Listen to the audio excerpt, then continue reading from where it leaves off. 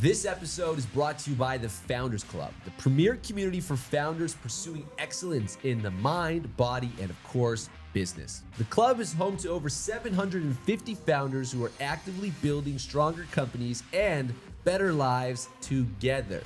Through curated masterminds, destination retreats, and private events, members gain access to world-class insights, connections, and experiences designed to help them perform at the highest level. So the average founder in the club is doing between $5 and $50 million a year in revenue. So if you're ready to surround yourself with like-minded entrepreneurs who push you to grow and excel in every area of life, visit foundersclubofficial.com and apply to become a member today. We're back on another episode of Founder to Founder podcast after a nice little break. 2026, it's off to the races. We've got Mr. Chris Meade. What's up, brother? Back again. Back again. Last time we did this, we got stood up. We were in LA. We flew to LA to meet with a mythological creature who never showed up. Yeah. But never meet your heroes. Never meet your heroes. But the good news is we're here today. We've got an incredible episode, and it's going to go in two parts. So we asked 1,000 founders inside the Founders Club a simple question. We said, how are you planning to grow in 2026? And what we got back wasn't your typical, I want to work harder. It was patterns. And it was a gap that we've started to notice between founders who go out and double and go out and crush it versus some of them that potentially stay flat.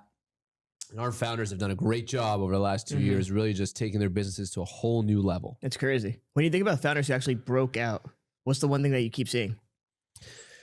I think the consensus is heading into 2026, the Founders Club and its members are saying it's not about new ideas. It's about not quitting on the ideas that you know are working and sticking with it. That's so damn true. Like for us, we don't need 35 new ideas. Everything that got us to this point has been working. It's how do we keep the train driving straight and not derailing ourselves? And 99% of the time you derail yourself with a ton of different shiny objects. And I see that between the entrepreneurs who make it and the ones who don't. We've been in the game now for 10 plus years. The ones who fall off the track are the ones who have shiny object syndrome and gave up too soon. If you have the fundamentals locked in, keep going the course.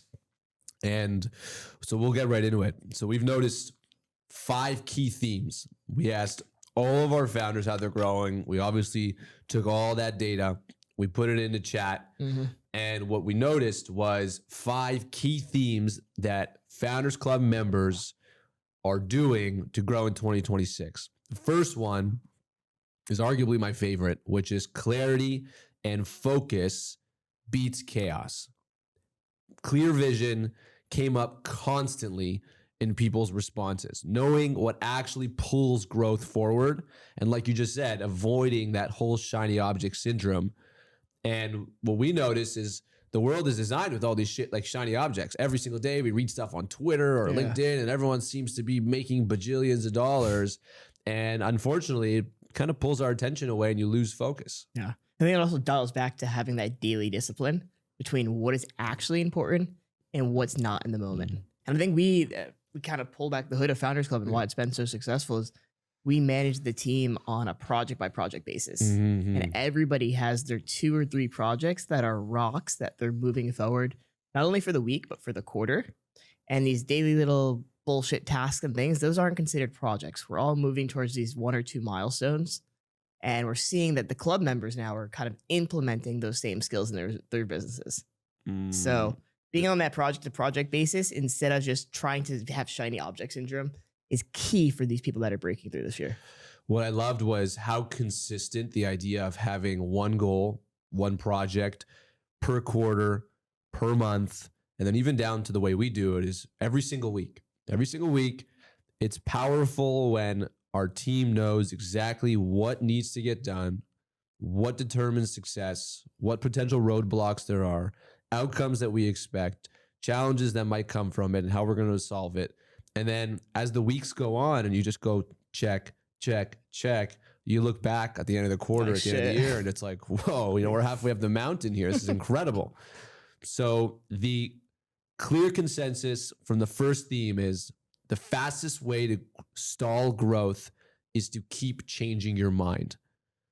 Mm.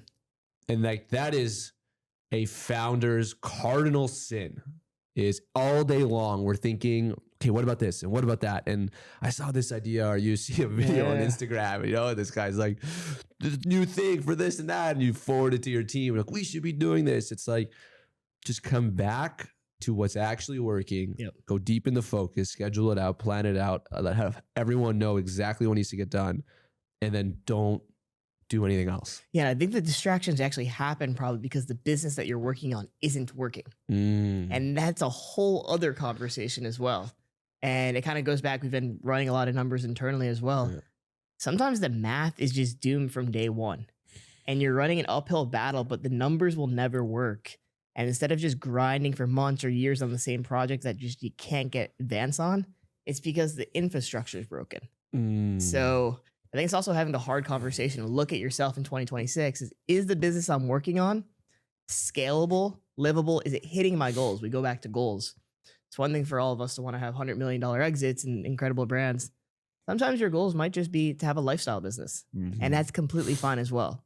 Yes. But you need to make sure if you want to have a lifestyle business, you don't overwhelm yourself with projects, right? Yes. So it's taking a look in the mirror in 26.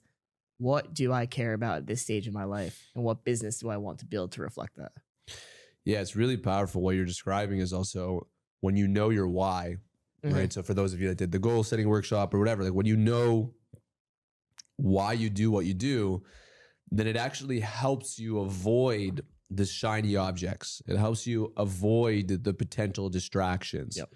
And it's like people, with diets or with, that have extreme discipline. Or someone that doesn't eat meat, for example. It's like if you take them to a steakhouse and they have the most famous chef ever, are they going to eat meat? I mean, no, they just don't eat meat. And that's the same discipline that we need to have in our own business and like what we want out of the business. Not everyone wants a $100 million exit, or at least is willing to do the work to get there. Headache, I mean, it's no joke to build that. So the clarity that I find within our own group from the 1,000 founders that shared this with us is when you have clarity, when you're able to list it and put it down, and the entire team has the same level of clarity, you actually remove the anxiety. And that's something that like you and I are constantly like battling and trying to actually support our team on. Like just yesterday, we'll get into the forum later on once we talk about 2026 for FC, but we put together one of our schedules for our big event. And like your text to the event team was like, I hope this takes care of your anxiety, which is like honestly really true because we've been anxious about it, And when you have clarity and you know what needs to get done, it really does take away the anxiety. And anxiety is a killer because it sucks all the energy out of you. Absolutely.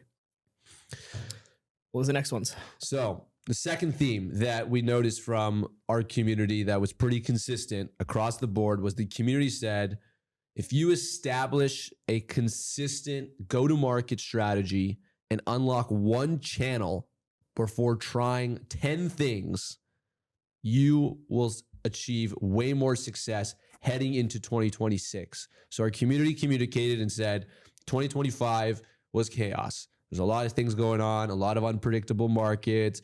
They were trying all these things. Heading into 26, every majority of our founders have said, one strategy that works and no trying 15 channels, 100 marketplaces, one strategy locked in. We're going to go deep.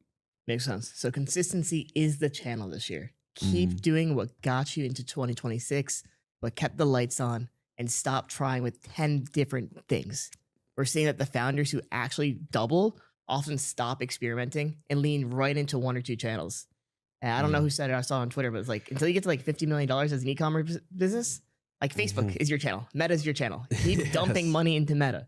There's no need for billboards, all these other distractions. Just do one thing really well and let it compound.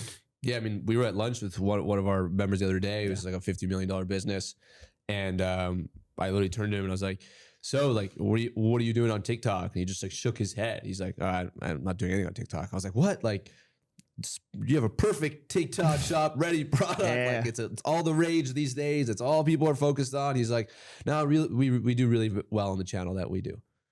And that's perfect, dude. Because you can either have one $50 billion business. That's sick. Because he could either have that mindset or also the mindset of anxiety of, oh, I'm not living up to my full potential.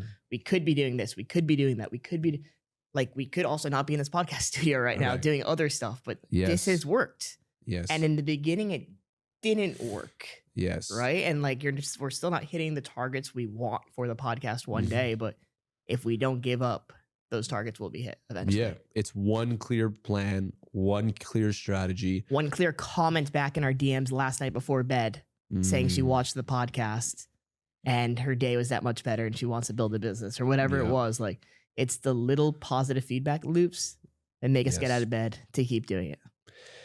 And I guess kind of like a question for you when I was kind of like digesting all this data was trying to decipher what is the difference between testing a channel versus building a channel. Because you kind of just brought it up with the podcast, which is again, one channel for the Founders Club, for us to amplify our founders' message, to connect with more founders. It's like, it is a part of the strategy. Yeah. But when I think back to the podcast, we did not test this. No, not at all. We just went all in and we said, we're building this channel. Yeah. I think for me, like for the podcast, right? Like it's not it was a mathematical equation that this was a no lose situation because we're creating content for ourselves. We're talking to our members. We're getting to know their stories. We're spreading the Founders Club message. And it is a very cost efficient strategy and channel for us that amplifies our personal brands and also the business's brand and also our members' brand. Yes. So it checks the boxes along the way. This is a micro channel in my eyes where our normal, like our events funnel, where people are seeing our events nonstop. That is a massive channel for us. Yes. And it creates FOMO. It creates hype. We also work it back into a budget. And I keep bringing up budget. I didn't think I'd be talking about it this morning, but like if it makes sense in your budget and it allows for more amplification of the brand, then that's this channel that you'd be leaning on. But if you're a direct-to-consumer brand, you really only have 2 to 3 channels that you could lean very heavily into. And for these other industries, it's finding the 1 or 2 things that really work and going deep on that instead of being scatterbrained. Because when you're scatterbrained, you need a lot of headcount. You need a lot of help. You need a lot of overhead. Like the bills add up really quickly instead of just doing 1 or 2 things really right. Like Evan yesterday with the meta.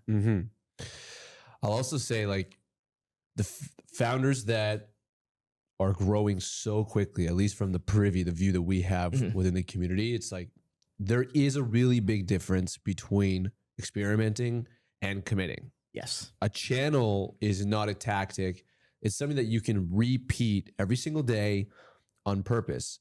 And I see this often. I remember back even in our Hush days, we were like, we're gonna figure out the US because we're a Canadian brand. You know, we'll launch an ad or we'll set up a warehouse and like we'll see how it goes and we'll allocate some money. And like it always did okay, but it never went like too great. Yeah. And I always look back and I was like, what a weak conclusion for us to draw that, just our product doesn't work in the US. Yeah, you got side bets everywhere. It's like the craps table. Exactly. Like as long as I hit this one, we're okay. And instead, it's like, we should have committed. Yep. We could have went all in. Could have got a house in whatever our top city was actually in Florida, actually South Florida. So it would have been great. I would have been here sooner. And I would have got a house here for 3 months and immersed myself in the community and go all in and understand the culture and fully commit. I guarantee we would have had a different outcome. What makes you think people, why they don't go all in? Because it comes back down to fear. You know, fear is a big killer when we're scared and we don't know if it's going to work and it might be a big waste of time. But I love backing things into, like you just said, budget. When you do the math and the opportunity is there, the worst case scenario is not catastrophic. The best case scenario is potentially life-changing for your business. And it is the best channel, the best alternative to anything else that you can possibly think of. Yeah. Then you do it and you go all the way in and you fully commit to it.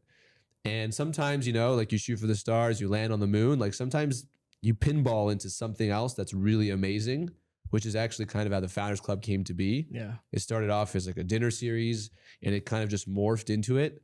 But the reason why it morphed into what it is today is because we kept staying all in and whatever was working, we kept staying all in. And I think it's important for people to not just, oh yeah, TikTok shop's hot, I'm just going to do that, or I'm just going to do this. It's like anything you do, you're competing with the best. Even when I think about this podcast, we're a top 50 pod in entrepreneurship. Like when we talk about it with the team, like the 49 in front of us, this is their full-time job. Yeah. This is all they do. This is their lifestyle. This is their revenue channel. Like they have teams and sponsorships and networks. It's like, we're not going to get to top 20 or 1 unless we go all in and have even more dedication and more commitment to it. And it's the same thing to be said about every channel. It's like, oh yeah, I'm just going to throw my product on Amazon. It's like, you think that 1,000 other people selling what you sell on Amazon are just going to let you come in and take their money? It's not possible. Yeah, it's crazy. And so like also the concept, I think I didn't have this mindset until like year 5 at CrossNet. But if you want to go all in on a strategy, you have to see it all the way through. And I think we have this, it sucks, but there's this mindset of like every year has to be better than the next year. Every year you have to double, right? Or every year the business has to go on a straight hockey path. And the reality is that's not life. And you're going to have good times and bad times. And if you're the owner of the business, of course you want year over year growth and hockey stick growth. But sometimes you have bad years and sometimes you have good years. We're going to run through a lot of shit this year that we're not even thinking about. And there's going to be problems. So if you feel like the growth for your business is just flat year over year over year, which it was for CrossNet for a long time, and you have one strategy that you think might change it, fuck it, go all in. 2, 3, 4 months into it might suck and it might not work. But if there's little comments, if there's little revenue spikes, if there's things that get you excited, keep going. Because if not, you're going back to that flat life that you thought your business was at anyway. You might as well go all in. It's so true. The one thing you just brought up, which a few of our founders shared, and something that we do, and I really want the audience to double down, is how important it is to create a feedback loop for the really small wins along the journey, especially when it comes into channels that you're just starting out or potential growth that's not revenue. It's important to have that. And for us, it's like a really simple thing. We created this members wins channel that only the internal team sees. And it goes off a lot. 11:55 last night before bed. Yes. But it's going off. All day long. Any amazing thing that happens within the club, members meeting up, supporting each other, reviews, wins, one member acquired another member's company, whatever it is. One member raised, another member helped, one member got locked out of their Shopify, another member gave access to their team, like just action happening all day long. Yep. We put that in the channel because it builds momentum. And like, I think back even to like the Shopify days when we were starting, like I still remember the day we made our first sale. Yeah. Everyone does. The first cha-ching, you're like, oh my God, it's real. And it's like, then there was a point in time that the guy wouldn't get out of bed unless we had 30, because I'm like, oh my God, it's all melting. You have to create a positive feedback loop on your journey so that way you can push through the more difficult days, because it's not always going to work. Of course. And I wish we had, I don't know if you guys had member wins for Hush, but for CrossNet, we certainly didn't. We just had testimonials. But if we had a place that was tracked digitally, like in Slack, well, I mean, we're using it more for a positive feedback loop and morale for the team and member connection. But that's the best inspiration for ads. Anytime something like happens positively in your business or bad and you want to turn it into a positive win, put it in that channel, send it directly to your company win and create an ad from it. Yep. Our customers are our best testimonials. It's so true. We used to do a pizza party every time we got a 5-star review that was longer than 100 characters. So not just like a 5-star or a 1-star. So just to keep everyone happy, we would do, everyone's got a 1-star pizza, So that's awesome. So theme 3. And this one is a good one. So the third theme, that we pulled from our group was how important teams and founder bottleneck is heading into 2026. So some of the people were saying how important it is to empower their team members this year and how they felt like in the past, the entire team wasn't completely aligned on their company objectives. one direct quote that I really loved was, when I start doing things myself, I become the bottleneck. And that really resonated, I think, with every founder, especially myself. I think when the founders we see that are growing so quickly, when they get out of their own way and they allow their team to go and expand and grow and not be the bottleneck, it obviously shows signs of the growth that they want. But I also think it's easier said than done. As a founder, it's so much easier to be like, yeah, I'm just going to hand it off and it's all going to be great. It's not so easy to just not be the bottleneck, especially when it feels like without you, it's all going to go, you know. And it's your company. And you want things to go exactly the way you want them to. But if you want to run 5 different departments and do 30 different things and also have a social life and also have a family and also be present in a relationship, like, you can't do everything. And you have to zoom out, get away from the day-to-day.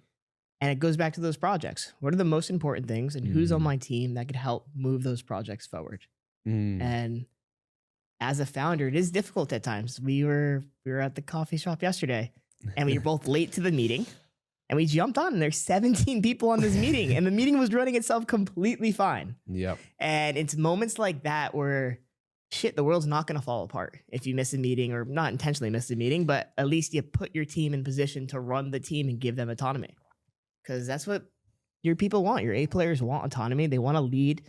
We have this talk internally where everybody has their own P&L for their department. And I think that's super, super important. You have autonomy of your business line within your unit.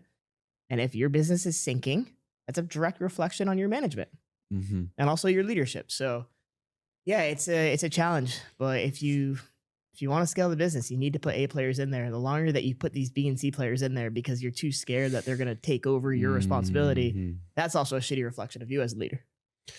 Our founders said the one thing they want to avoid heading into 2026 is the panic execute button. Where things aren't going right and the founders just boom, lights that fire, boom, boom, boom, panic, panic, panic, execute, fix, plug that hole, fix that problem, boom, boom, boom. Everything calms down after you do that. And it's like, oh, thank God, what would they do without me? But what that really is a reflection of very poor systems. If you have to jump in and put out every single fire on your own, and being able to allow the team to handle the fires and see it all the way through is the goal for many founders heading into 2026. Do not be the bottleneck. If your team needs you for everything, you did not build a business. You built a job that probably hates you. And I totally resonate with that. I think the main job for founders at any stage, whether you have a team of 5 people or 10 people or 100 people, or 1,000 people. I remember, you know, the company that acquired us was essentially one CEO. There's 1,800 employees. And I was always so impressed how like everything ran so smoothly. And their executive team was only 11 people. So I would ask him, I said, how, like, you can't go to all these locations. You can't speak, like, you speak to like 5 people like internally a week. How does it work? And he was so clear on, my job is to set the objectives, make sure everyone understands how to hit their goals, and then make sure I have the right people in the right seats. And that's it. And I thought, okay, that's probably true for, you know, a business with 16 to 1,800 employees, but it's true for 2 employees, 3 employees. They need a clear vision, clear objectives, clear tools, clear systems, and then get out of the way. Yeah. What's up, founder to founder fam? I just want to quickly pause here and thank you so much for tuning in and being a part of this journey. Starting a podcast is no joke, and the fact that hundreds of you listen every single week means the world to us. We want to continue to bring better and different and unique conversations to you to give you the most amount of value. Our only ask is that if you enjoy the pod, to please just share it with a friend, and most importantly, leave a comment, DM us, give us any sort of feedback. This entire production is for you. So if we can make it just 1% better, we will. We love you all. All right, let's get back into the pod. We're seeing a lot of it. We're seeing a lot of communities pop up left and right. Yes. But we love it. It's good competition. It's healthy. But it's also kind of striking the nerve of what's reality. Founders want more founder-to-founder connection. In a world where AI is taking over, in a world where building a business is, on one hand, easier than ever, but also more complicated than ever, they want to know that they are not alone. And they want to talk. They want to bounce ideas off each other. I think one of the ethos for at least myself creating the club was whenever I finally had the urge to ask somebody for help, it was always too late. I wish, like, we're going, like, as soon as this wraps, like, we got some important shit we got to talk about in our own business. Like, luckily we have the advisors, like, we're going to get lunch with to, like, go through these muddy situations. And not to say we're not capable of making the right decision on our own, but just having one or two people that we actually trust who have been through it, who have the scars, like, that will pay dividends. And I think, I mean, at least for me, I feel like the Founders Club has been so successful, so quick, and so often because we finally have the right people in our corner and we're asking the hard conversations. And 23, 24-year-old Chris would have just went headstrong, probably fucked up 5 or 6 different times. But like with the advice of these founders and these people who have been through it, it's just making this journey way easier. In-person connection, online amplification. That's what we're seeing over and over and over again. And our founders have collectively listed this as the 4th theme heading into 2026. And it's not just community and surrounding yourself with like-minded people. It's in-person connection with your clients. Our founders are saying that they plan to travel more and go and meet some of their best clients in person. You know, one founder explicitly said his highest paying client for the last 4 years, he's never met in person. It's like that changes this year. And yeah, in the age of AI, as things become more and more fake and augmented, people still buy from people. Exactly. You know, I don't know if we're going to be at that stage too soon where money is just, AI is going to be paying each other. I don't know if that's going to happen yet, but as of right now, it's people that are transferring the money. And people buy from people. And rooms with high quality, vetted, like-minded individuals will always create enough of a relationship to serve as leverage to grow your business and your community. All of us, if you spend 1 hour, 3 hours, whatever it is a month with a highly curated group of people, which is our essential, our cohorts, our masterminds, that group becomes even more important in the business world than your family and your friends, because these are the people that you get to be vulnerable with. These are people that don't have a horse in your race. I would say there's 2 types of people: those that want the best for you, and then those that want the best for you as long as it's not better than them.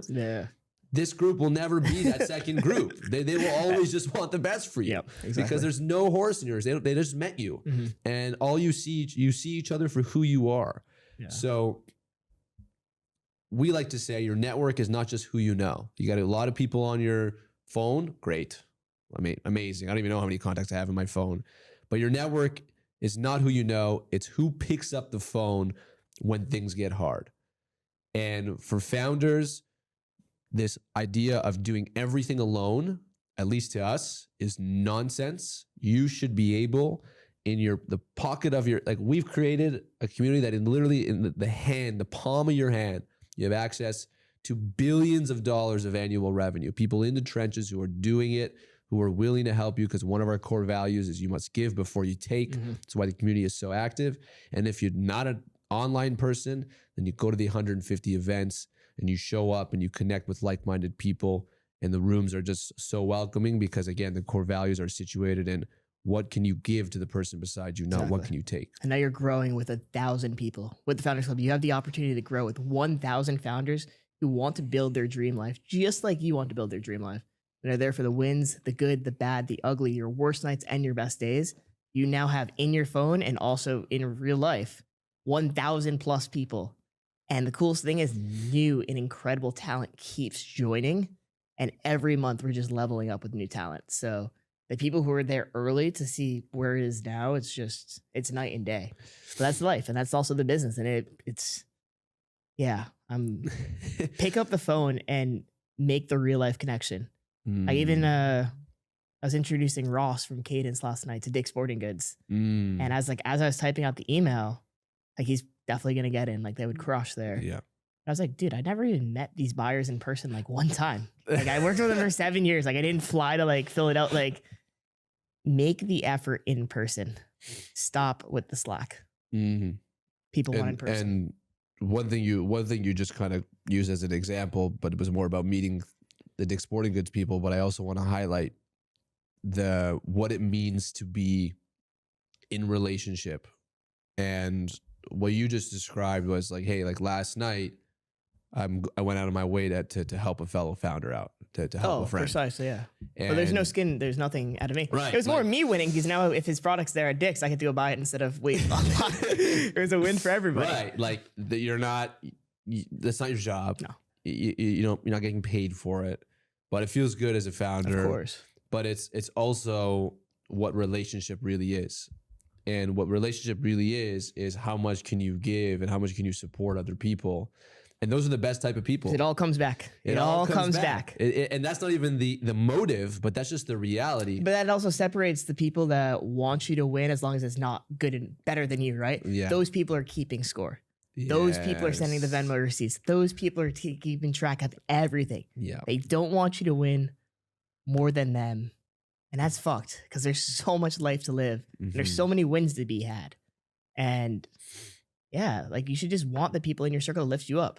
Like I'm envious of your childhood friends, right? Like love my childhood friends, but like when all your Toronto boys come down, they're all running separate businesses and money's not the only tangible thing, but it is nice to have friends who are running businesses, have the same walk of life. Yeah. And you guys could just vibe just on that, you know? And everybody It's like true. Lior, And it's rare. Lior doing his window thing does not take away from you building the Founders Club. Exactly. You know? Yeah, it's very true. It's just the idea of creating a room that relationships can equal positive outcomes, but those outcomes are not transactional. You feel like that was a product of living in a large city? Or was that a product of something you did when you were young? Super. It's just straight up luck. Also, not to give myself too much credit, I was really intentional, and not in a good way, to be honest. When I was younger, like in business, like 13, 14, 15, like running party buses and stuff like that, I was jealous. I was jealous and envious of kids that grew up with money. I hated them. Yeah. I really hated them, and I couldn't do it. They got all the new hockey sticks. They got the new. They got to go to summer camp. Their family goes on vacation every year. I hated it. Yeah. I hated it. So I actually didn't become friends with any of them. And then the only friends I kept were the ones that felt just like me. And it just turned out that the 2 or 3 friends that I kept, that motivation was strong enough to propel us all into doing whatever we had to do to go out and build business. And, like I say, a rising tide raises all boats.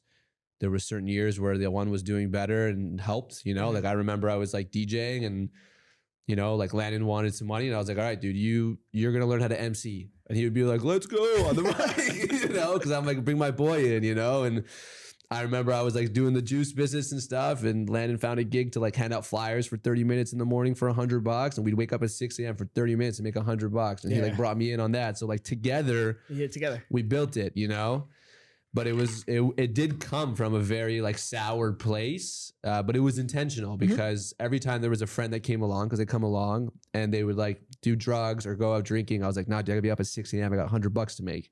And they're like, oh man, my parents got that. I'm like, all right, you're not my friend anymore. They call me weird. They'd be like, what's wrong with this guy? Like I used to have people's parents would pull me aside and be like, you're not only gonna be 17 once. And I was like, yeah, exactly. I better get to work. So, but yeah, I think a little bit of luck, a little bit of intention, and also it came from a place of like, I wanted to be successful so badly. I didn't want to hang around anyone that didn't vibe with that. I love that. What else we got on here? Theme 5. This is one that I know everyone was probably expecting, and it's the big AI. AI. AI is leverage. But I think it's interesting how people are actually using it because everyone's hearing AI, but majority of people are simply just using ChatGPT or like Gemini or Claude, whatever their talk track is. And that's really where it ends for most people. What I found interesting was how people are actually committing to using it to create efficiency. And that is kind of the big lever heading into 2026. So what we noticed is majority of members replaced in 2025 22% of their full-time roles, which is absolutely insane. It's 1 out of every 4. It's literally insane Almost 1 in out of 4. 2025. And they're aiming collectively to replace 50% in 2026 and redirecting their A players to revenue driving work and essentially getting rid of repeatable, systemized, basic tasks that require a lot of quote unquote man hours. They're planning on trimming it up. Think about what that means for a 10-person company. You're replacing 2 full-time hires, even on a low end, if they're, let's just call them $70,000 employees.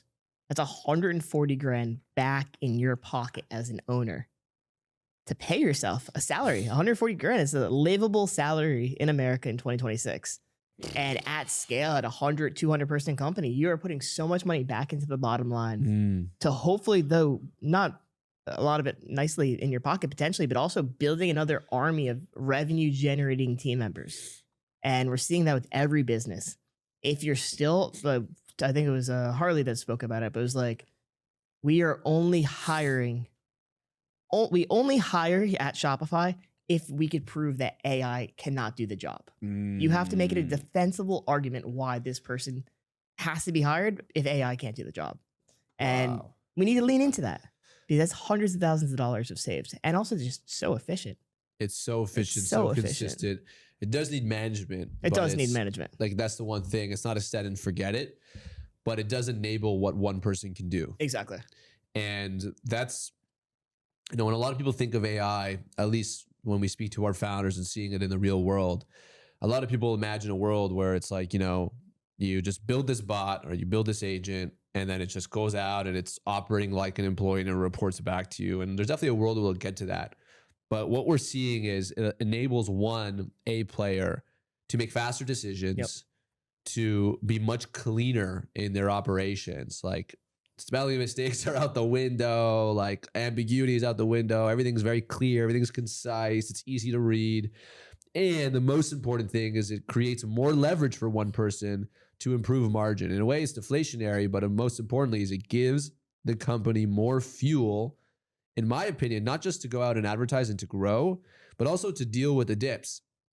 Because every business goes up and down. I remember back, like even in the Hush days, like, damn, like if an order on our container or something like that got delayed, or during COVID, remember container prices were insane, right? It's like, oh my God, like I have to fire people. Like, where are we going to get margin back? And it's like, if we just had, you know, 85 or even 80% margins, because our overhead was so much lower, it would have been less of an impact. We could have weathered that storm way easier. Yeah. And I think it also goes back to the top of the show. We were talking about giving up too early on projects. Like this AI thing for people that are listening that feel like they're overwhelmed and don't fully understand how to use it properly. You have to invest the time. And that was me even 9 months ago. I was like very scared about using ChatGPT and like how to make it. And last night I did about 6 hours of worth of work in 2 hours because I use the systems properly. Yes. And it doesn't replace employees or founders. It replaces the bottlenecks within the system. It speeds up time, speeds up deliverability, and makes your business much more efficient. And every day that goes by where you do not learn AI and dig deep and calendar out an hour to learn, you are setting yourself up for disaster in the future. Where do you think founders should not use AI in 2026? Critical thinking. I get very critical thinking on the ethos of their business. What are the emotions? What does the Founders Club stand for? I don't let a bot tell me what I personally believe in and what we're building and what our mission is. Sure, I could type in, hey, what is the Founders Club values and missions for 2026? but it has to stem from us. And if we don't speak our truth and we don't build a business that we care and love, and we're doing it because a robot said that's our values, like that's fucked. That, you can't outsource your soul. You can't outsource your soul. That's a great quote. You can't outsource your soul. One thing, if you're an employee, I hate getting ChatGPT emails. It's so obvious. And when I ask for direct and candid feedback, I want direct and candid feedback from you, not from your robot. That's just my 2 cents.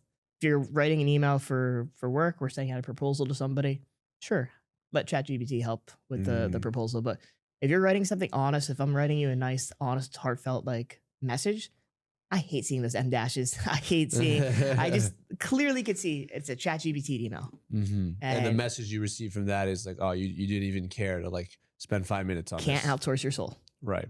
And I think that's what it's constantly come back to in the last 12 months of using ChatGPT and AI is like the projects that require empathy and soul and like make you a human, you shouldn't be outsourcing, in my opinion.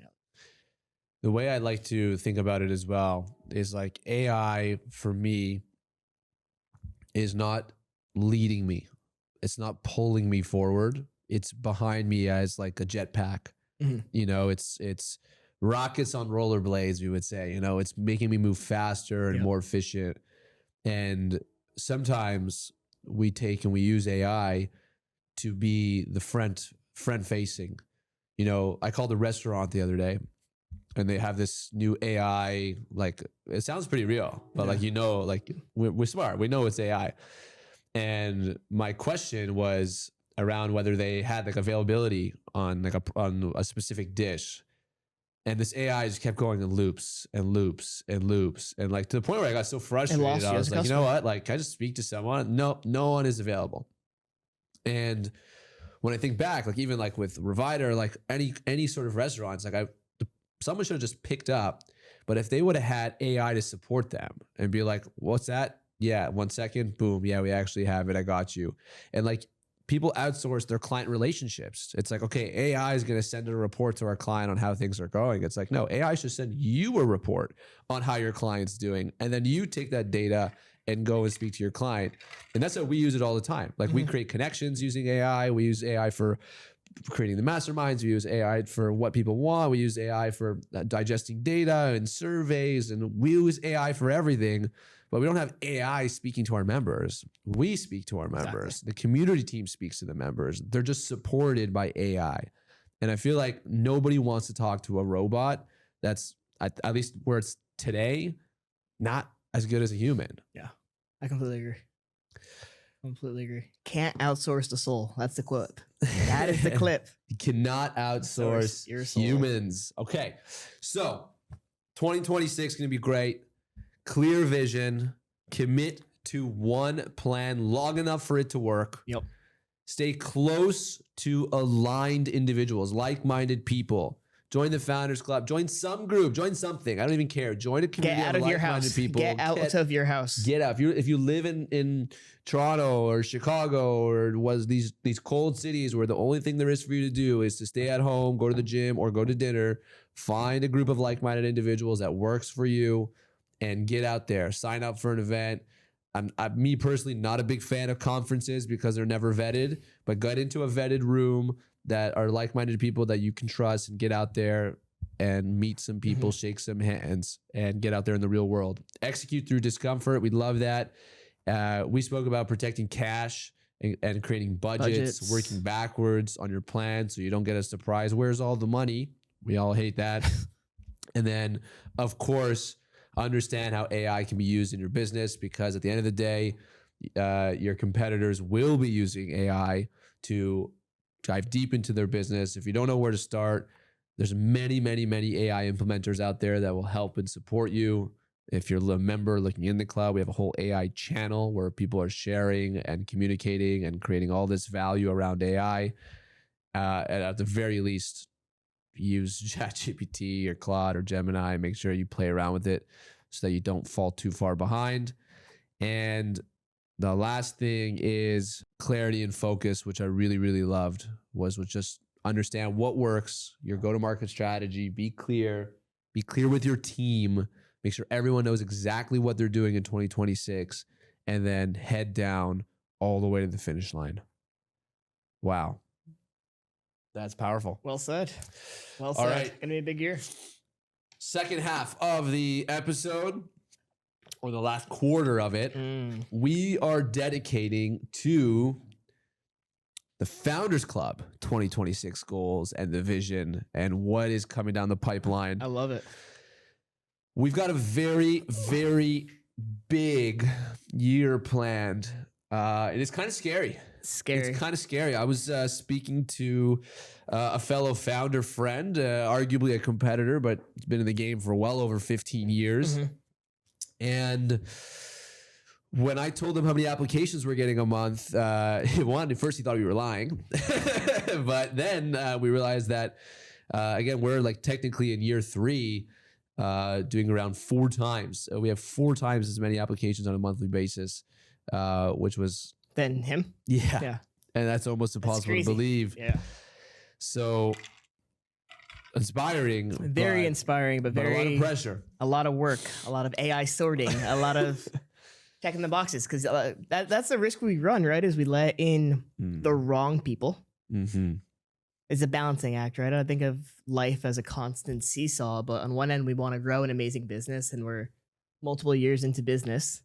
And we know the importance of adding members, obviously, from a financial part of the business. We need money to create events. Events are not free. We're doing 150 plus events. It's very capital intensive. But you let in 4, 5, 6 of the wrong people, and they start showing up to your events, and they start talking to your members and just causing shit. It destroys the entire container. And it's a really scary and fragile thing where other businesses that we've run, like you have one shitty, you make one bad smoothie at a Revita, you get one shitty online review, but you just keep pushing forward. But you let a few piranhas into the tank, it's game over. It could really destroy everything. It's game over. So there's just so much integrity. There's so many checks and balances that we have to go through. And we won't be 100 for 100. Like there will be people that get through. But it's also having the discipline and recognizing when they come through to have the hard conversation sooner than later to remove them. Which we do a lot. We do a lot, and we're getting much better. But it's never fun kicking people out. No, but you need to. No, there's no shilling. There's no shilling allowed. I think that's our strongest values. You can't come in and promote your service. You must give before you take. If you're buying a membership just to make more money than your membership, go invest in S&P. Like this is not Founders Club. Yes. The goal is like, I want you to have a better life than you had when you joined. Yes. Whether like this Sunday there's a Jacksonville Jaguars playoff game. I got people coming over the house from the club. Like we're just watching the game. But normally we'd be all in our bedroom watching the game. So like we have a group of like-minded people. Barbecue gonna be sick. But it's gonna be a challenge. But 150 plus events. I think this is the year where we start aligning ourselves with like our dream entrepreneurs. Like we're doing a big event with, can't blank it out, but Dave Grutman, and that'll be amazing. King of Miami. Yeah, the King of Miami. And when we started this, even when I moved here 2017, like that was always the aspirational figure. How do we? I couldn't even afford Dave's restaurants, let alone have an event at Dave's house with him hosting my event. Like that's with 120 members going to show up. Like it's remarkable. It's crazy. Yeah. So how do we align ourselves with the 5, 10, 15 really influential people to help bring the Founders Club? Yes. And to drive more value and more connection. One thing we want to do this year is just try to be as transparent as possible. You know, we've our competitors, they copy our ads and they do all kinds of stuff. And I think what's really awesome is like we don't care because we know, community's been around for a long time, and doing it this way is we're making it up as we go. Actually, our head of community, Brandon, we had a late call last night with him, and he said something that really stuck with me. And he's like, you know what the best part about creating everything for the first time is we don't have to follow any playbook. Yep. We're literally developing what the future of community building is going to look like. And when we see people copy our ads or, literally word for word or screen word for word from our website or whatever, it's a sign that that's who we are in this market. And that comes with a lot of responsibility because a lot of people lean on us for what's working, what's not working. Of course. You know, in terms of letting people in and stuff like that, you know, we get about 2,000 applications in a month. Last month, we let in about 134, which is less than 7%. And let's say from those 2,000, I think about only 70% of them are actually qualified. But there's a lot of founders that want to be in this room that are simply just not there yet. And whether that's from a revenue standpoint, whether that's from where they're at in their life, their intentions, we really go as deep as we can. I mean, we have a 14-person admission team that sits there and multiple checks and balances and revenue qualifications and personality qualifications and what's like, it's such a process. And it's honestly, it's our biggest line item on our P&Ls, our admissions team. But as most communities will just be like, all right, if you check the boxes, you're in. For us, it's really way more than that. Yeah, you can have. But it's also, dude, because it's like we're the ones spending the time. We're not. This is not just like an e-commerce play where we're like running ads and like people are coming in, right? Like we're flying to Costa Rica. We're spending 4 days with these people. Yeah. We're dedicating our lives to this. Yeah. And if we have to go, we're going to Japan with our members. like if we have to like actually be with these people and this becomes our life, they have to be salt of the earth like human beings. Yeah, like-minded people.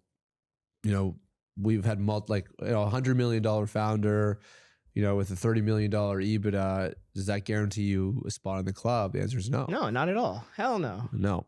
If you're like a weird person or like just rude to people or don't want to share, have really strong integrity. And that is my favorite thing about where we are at today compared to last year is like, at least me, I had, what do we call them? Limiting beliefs. That's the word. Limiting beliefs around how do we provide for people that are wealthier than we are. Like we could provide for the younger guys who are on the come up and have the issues that we had. But how do we provide for somebody who's 5, 10, 15 years older than us, has more money, is at a different stage of life, and how do we build something worthy for them? And that's been really my favorite part of the mission in the last 12 months is like building a community, building events, building a network of people that actually benefit everybody. And it's learning. It's like creating the parent channel, right? Like creating the women's events. We can't go to the women's events, but I know they're great and and they love them. But it's creating stuff for all people at all stages of life, because eventually we will be at that stage of life. Yes. And that's why we built this, because we wish we had this when we were at our previous stage of life. Yes. So like we're building this for future Chris and Aaron, while it's also like benefiting current Chris and Aaron. Yes. Yeah. I mean, I'm still amazed every time, you know, we have multiple billionaires join the club, and it's like, I always have to call them like, why are you joining? You know, and it's true. They want to be in the right room. And they're normal people. They're normal people. Yeah. They want to come to the event. They want to meet like-minded people. They want to continue to grow. Like a lot of they don't want to retire. They're in it. They're in the trenches. It's a vanity metric. They got boxes they got to check. Like money's just one bucket. They want all buckets of life. Yep. Yeah. It's really amazing. And it does crush our own limiting beliefs.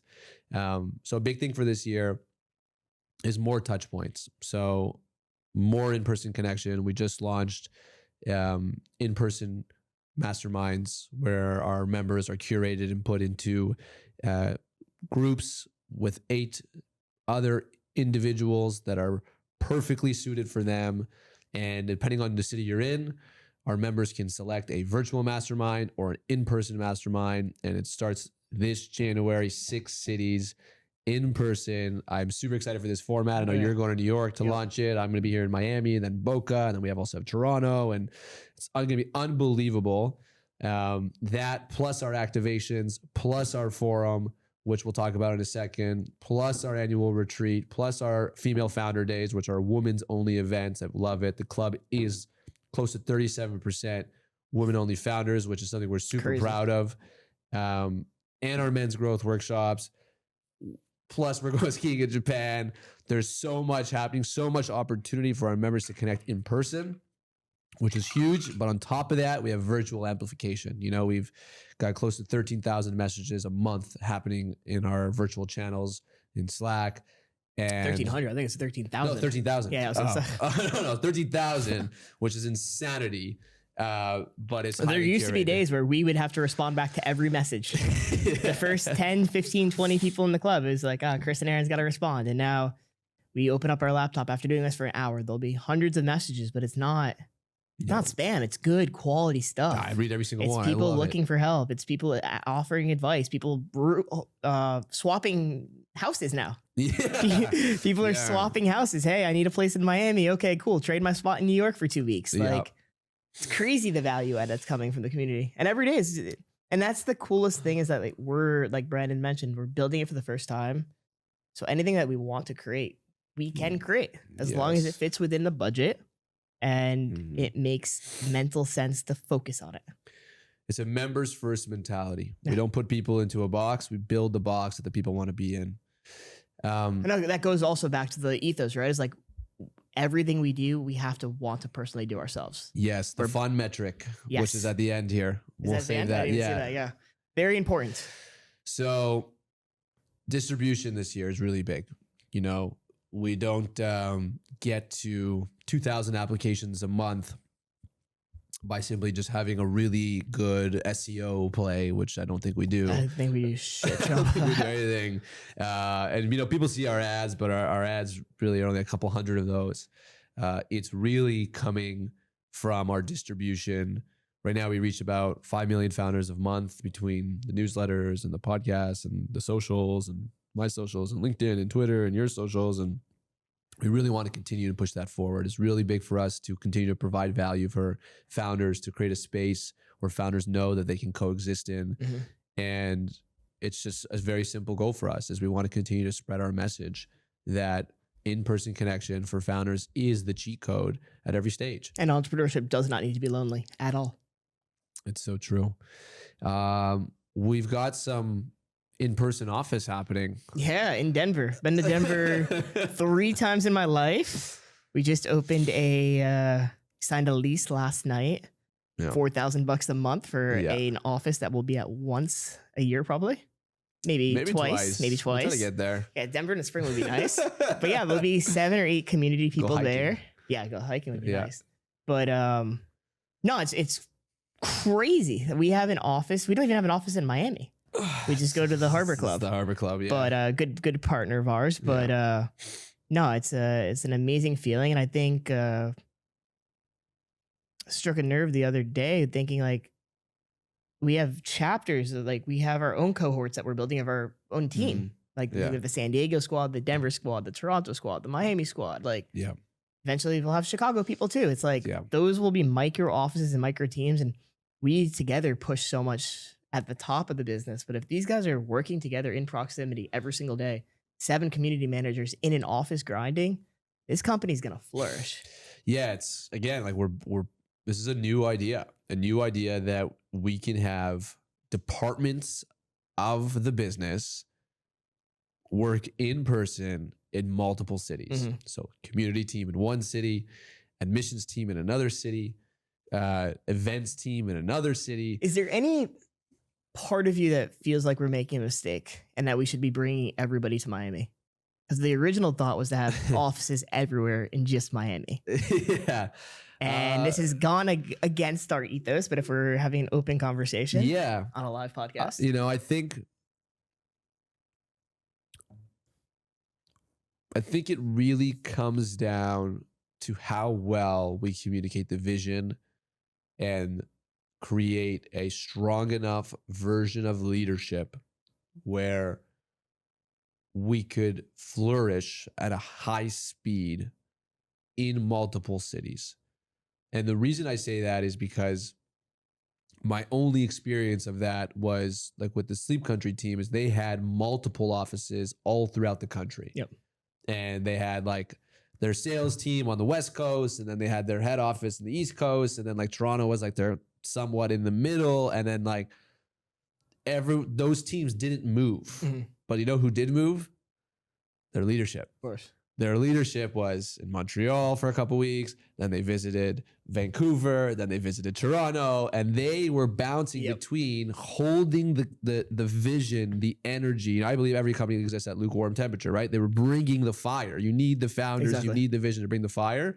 So to answer that, it's like It's on us. It's Yeah. on our leadership team. If we commit to spending the right time, just like we're committing to spend the time with the community, like one of the goals this year is to be at 30 events all throughout the country, right? Like being in Denver and being in Austin and being in Toronto and being in New York and being in Miami and LA and all this. Last year, literally in Dubai, you know, hosting our chapter there, is showing up, bringing the energy, bringing the vision, making sure everything is aligned between all departments. And I think it will help us better represent Founders Club globally, at least in North America as well. We have this issue, or at least we had this issue last year, where everything is mostly South Florida focused, at least from the content perspective and also just us being here.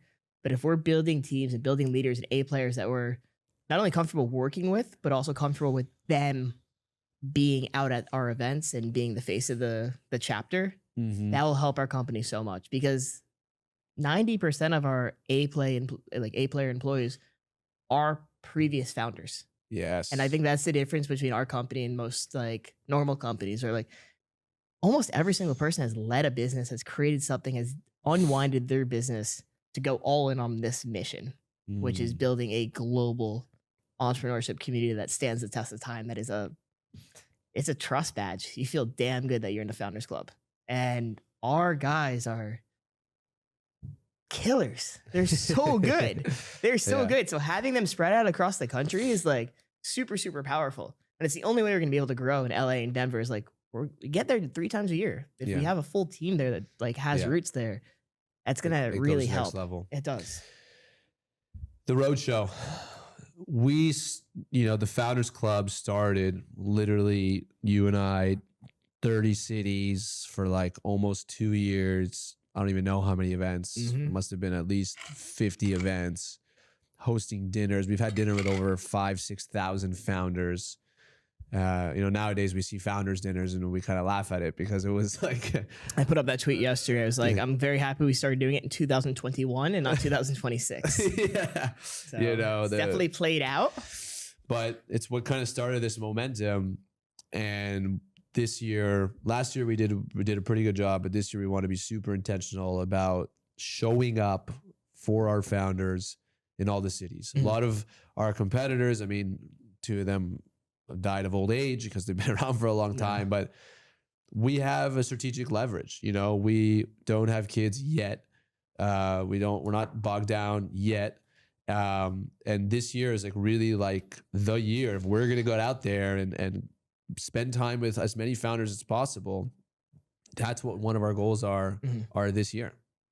And I think it's a massive opportunity for us to connect with thousands of entrepreneurs all over the country, Canada, US, Europe.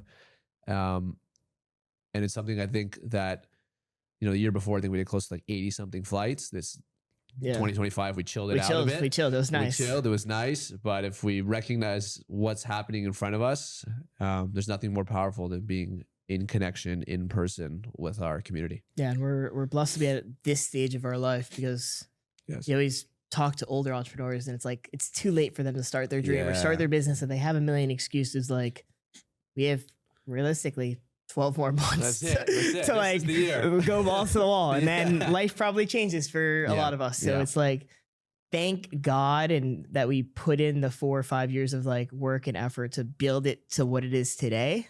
Because if we didn't have that compounding effect over the last 4 or 5 years, like this would not be what it is today. But yes, getting back on the road, as many events as possible, propping up. And that, dude, that's actually is a point that talking about visibility and vulnerability. The biggest issue is we're going to have so many incredible members in the city that we're going to have to handpick who comes to these events. And that's going to be a fun challenge. Yes. That like keeps me up at night. Honestly, we haven't talked too much about it, but when we're at a critical mass in Miami with 250 incredible founders, and there's not one person who's better than the other person. Yep. But you can only fit 50 people at a restaurant or 60 people at this club. Yeah, or 100 people at someone's house. Yeah. How do you make it fair and economical? Yeah, and equitable. Yeah, how do you make it fair? Yeah. So it's like, that's a really big problem, champagne problem for us to figure out. But it is something that keeps me up at night because on one hand, you're like, do you group people based off vertical and industry? Or The nice thing, I don't know about you, but I get sick of talking about e-commerce these days. My most fun conversations are outside of e-commerce and learning from somebody else in a different industry. So it's like, you also want people to meet and cross intersect. So how do we do it in a fair and just way? And that's like one of our biggest problems we have to solve before it becomes a problem. And it comes down to depth, right? These rooms, the way we structure them, the way we build connections, the way we curate it, the way, you know, some people leave and they go, wow, you know, I'm so lucky that I met this one person that they sat beside me. And it's like, that wasn't lucky. That was curated. Yeah. You know, that was on purpose. And it's because, you know, depth is how we turn community into meaningful outcomes. Beyond surface level, what's your name? What do you do? Great. Nice to meet you. On to the next, which is what happens is when you're in a curated room and it's not the same people every single time. There's new faces. There's new opportunities, new conversations. That's when we get to go deep. And it happens very quickly. And which is something that I really admire about, honestly, about founders in general. Like you can meet a founder and sit for 30 minutes and then like, you're so connected, you're so deep. It's like immediately sharing resources, boom, boom, boom. You mentioned 2 problems. Here's how I can solve it. Here's like, and you leave and you're like, wow, in 30 minutes, so much just happened. And we see that all the time. 2026, we have a couple things that we're really taking to a new level that we did in 2025. One of them is our Female Founder Day and our Men's Growth Workshops, which are a men-only event, women's-only events that we kind of tested in 2025 that was just game-changing. Incredible. The men loved it. The ladies want more of it. And this year we're doing more of it than ever in multiple cities on both the East Coast and the West Coast. And it really is to create more spaces, more vulnerable spaces for people to be a little bit more open, a little bit more comfortable, and to see eye to eye about where they're at. And that to us is something that, to be honest, was a limiting belief. I didn't know if men wanted to do that deep work together. You know, it's so usually just business. But we always say, like, you want your business to grow, like work on yourself. And same with the ladies, you know, it's not always just business. It's, you know, what it's like to show up as a leader in this world. And a mother. Yeah. You know, we're dating. How do I channel my masculine energy and my feminine? Like we talk about that all the time. That? Yeah. So it's really amazing things, which is why we're so mind, body, and business. But the big thing we have coming up this year that we kind of tested last year was our new forum. Mm-hmm. And it's something a lot of communities don't really do. And our forum is our flagship event that, as of right now, is happening once a year. And maybe twice. But as of right now, it's once a year. Last year was in New York. We sold out the National Arts Museum. That's the name of it. Or National Arts Club. I think it's the club. Maybe the club. National Arts Club. They were great to us. They're amazing. 250 people. It was packed to the brim. I think we put closer to 300 in there. And we had a lot of members that couldn't come. Mm-hmm. It's we don't charge for this event. We don't charge our members. It's a members only event. It's can't get in. The public can't get in. You can't buy a ticket to it. Can't buy it's a ticket. You're a member or you're not a member. And this year we're taking it to the West Coast and we're taking over the Cosm, which is arguably the most insane venue I've ever walked into. Mm-hmm. When we walked into it, we're like, what? Like, we can't afford this. Like, how are we going to pay for this? It's the Sphere. It's the Los Angeles version of the Sphere. And also, like, it was challenging for us because a lot, when we signed the deal, the majority of our members were on the East Coast. LA was not a massive chapter for us. LA was a project for us and something we wanted to work towards. And we knew that from September onwards to March 3rd, if we put 6 months of concentrated effort on the West Coast, we'd be able to sell it out. And we could fit, more than 500. We're going to fit right around like 700 people in this venue. All goes as planned. Should be slammed. There's 3 stages. I was up last night to about midnight, scheduling about 20 different speakers on 3 stages. This is our version of Bonnaroo for entrepreneurship.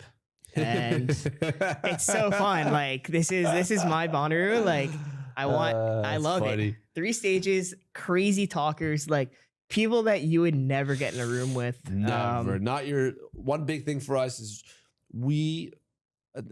could be a personal thing, but again, everything for us is about fun. Mm-hmm. Like we got to have fun. And I hope I have good taste, but I kind of get to pick my personal heroes and get them on stage, and they're dope. They're incredible people. Nobody we don't like the road show. I don't know how to explain that. Like there's certain people that make a commitment to like going on stages and then they're on every single stage. Yeah, but that's their job. They're a speaker. They're a hired speaker and they go stage to stage. Those people will not be at our event. No. You could go to somebody else's event.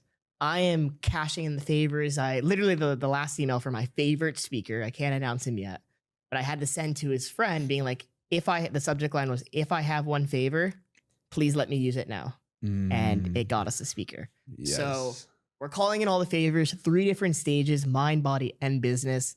I think last year in September, we went really deep on the business. This year, we're going more into the mind and body with incredible guests. Yes.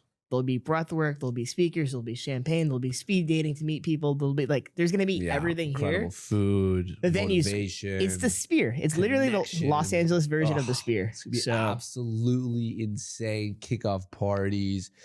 And Delta sponsor, like the brands also, like it's a full circle moment where we have incredible partners trying to like level up with us as well. Let's actually talk about that because, you know, sponsorship is a dirty word in our industry, and we're the kings of that. Actually, we're the kings of hating to go into rooms. I mean, we had brands, right? So every time someone invite us for a dinner, or they say, "Hey, Chris, come to my thing," or I'll fly you out. You know, how many times did we get flown out to go speak somewhere? Yeah. But it was really just a hired gun trying to sell us their software or some BS solution that we didn't need. Like we got coerced into this and we leave feeling icky. It was one of the reasons we started the club. We're like, listen, enough of this, enough. I just want to meet people and not meet some account executive trying to take my business away from me or sell me on something I don't need.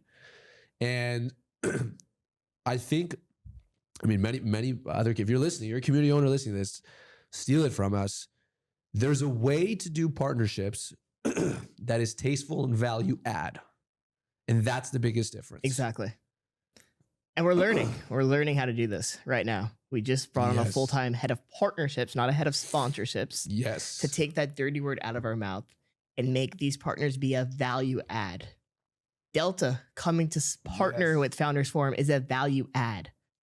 Uber, possibly credit to come to the venue. Value add. Hotel partnerships. Nobody feels dirty when they're the strongest brands in the world. Yeah. Here in Miami, we have Anatomy, which is everyone's favorite gym.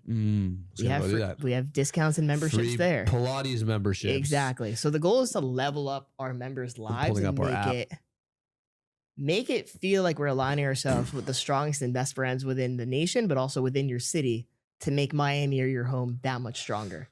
Those are the only type of people we want to work with. Because when we started this thing, it was, hey, Chris and Aaron, we're going to give you $5,000 to sponsor something. I need $5,001 back by tomorrow morning. Yes. And that gun to your head mentality is not somebody we want to work with. They sell your email list. You start getting emails from people. Hey, I saw you at Affiliate World. I'm like, I wasn't even there. No, dude. Like, what are you talking? Oh, yeah. Oh, my God, dude. That dinner we hosted in Austin. I think we got to tell that story. The guy.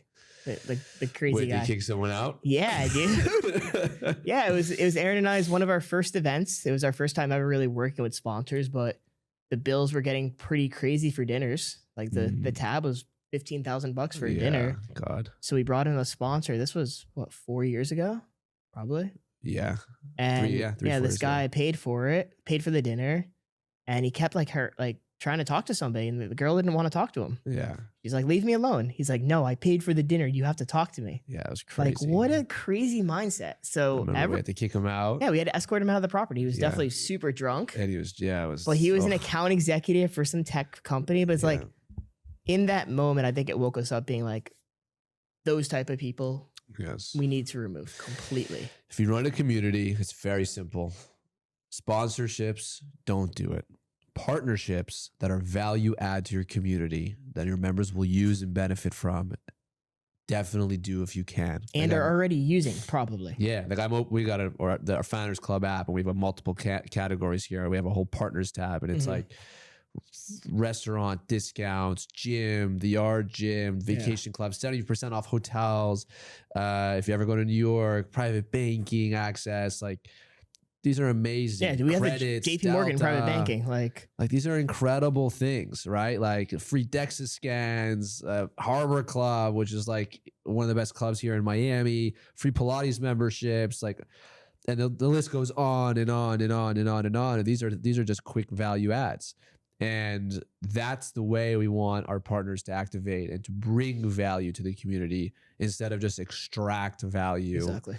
And that dirty word is ROI, right? And it's a big change that I think eventually a lot of communities will be out there and figure it out. But we just don't do ROI cash-driven partnerships. You know, like we have a partnership with Aerial Jets. You know, if you ever wanted jet, they give you $1,000 off your first jet. Is like, great, that's a value add. Someone used it the other day, actually. Yeah.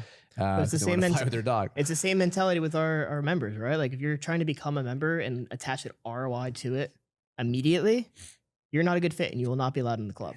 Yes. So we're never looking for, hey, I'm giving you money and you're going to give me it back in a short period of time. That's just not how relationships work. That's not how partnerships work. It's not how friendships work. That's not how the membership works. So true. It's give.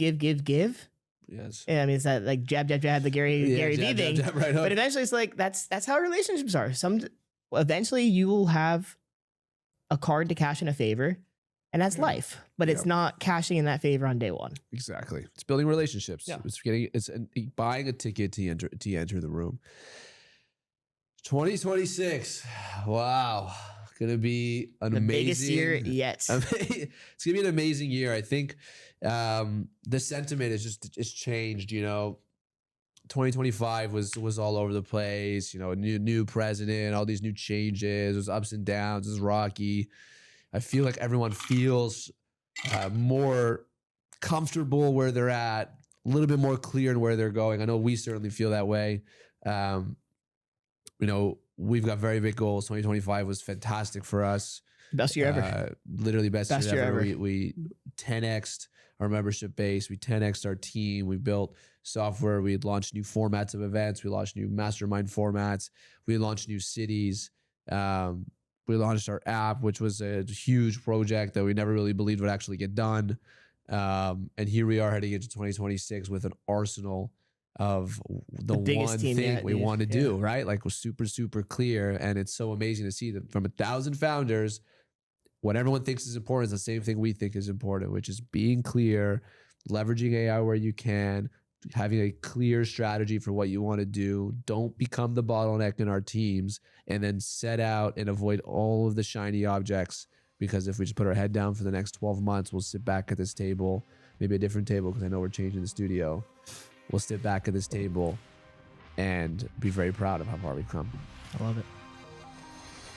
Thank you for tuning in to another episode of the Founder to Founder podcast. And I have one favor, just one favor to ask. It's the only favor I'll ever ask from you. And if you liked what you listened to please like, subscribe, and please just leave a comment. Let us know what you think, how we can make it better. We are all in on delivering value to you. And all we ask in return is that you hit that subscribe. It goes a long way for what we're trying to build here. And as always, we post an episode every single Wednesday. So stay tuned and thank you for tuning in.